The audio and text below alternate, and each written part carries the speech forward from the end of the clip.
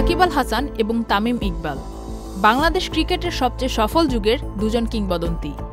দুজনই ছিলেন ক্রিকেট মাঠে বাংলাদেশের প্রতীক, ছিলেন লড়াইয়ের প্রতিচ্ছবি। কিন্তু দুঃখজনক হলেও সত্য যে তাদের ছাড়াই অনুষ্ঠিত হতে যাচ্ছে ২০২৫ সালের চ্যাম্পিয়ন্স ট্রফি।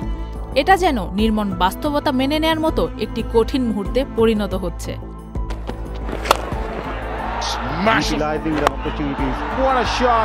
২০০৭ সাল থেকে শুরু করে ২০২৩ বিশ্বকাপ পর্যন্ত বাংলাদেশ ক্রিকেটের প্রতিটি আইসিসি টুর্নামেন্টে ছিলেন সাকিব এবং তামিম। তবে এবার দর্শক মনে আশা জাগানোর পরেও শেষ হলো এই দুই তারকা যুগের অধ্যায়।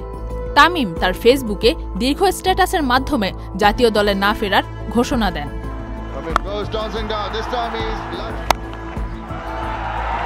আর এদিকে সাকিবের বোলিং নিয়ে প্রধান নির্বাচক তার বক্তব্যে বলেন,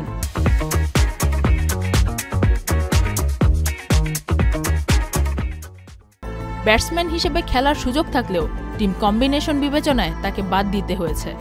তবে মুশফিকুর রহিম এবং মাহমুদুল্লাহ রিয়াদ, যারা নিজেদের শেষ আন্তর্জাতিক আইসিসি টুর্নামেন্ট খেলতে যাচ্ছেন, তাদের উপর থাকবে অভিজ্ঞতার ভর এবং নতুন প্রজন্মের জন্য এটি দিক নির্দেশনা হয়ে থাকবে।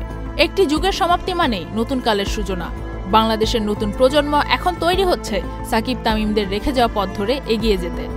২০২৫ সালের চ্যাম্পিয়ন্স ট্রফি সাকিব তামিম যুগের সমাপ্তি হলেও বাংলাদেশের ক্রিকেটের নতুন ইতিহাস লেখার মঞ্চ নতুনেরা আরও বেশি মহিমান্বিত করবে, সেটাই এখন দেশবাসীর প্রত্যাশা। এবং বলাই বাহুল্য যে সাকিব আল হাসান এবং তামিম ইকবাল মাঠে না থাকলেও তারা প্রাতঃস্মরণীয় হয়ে থাকবেন এই দেশের ক্রিকেট প্রেমী মানুষের হৃদয়ে। Faria Ahmed, channel I.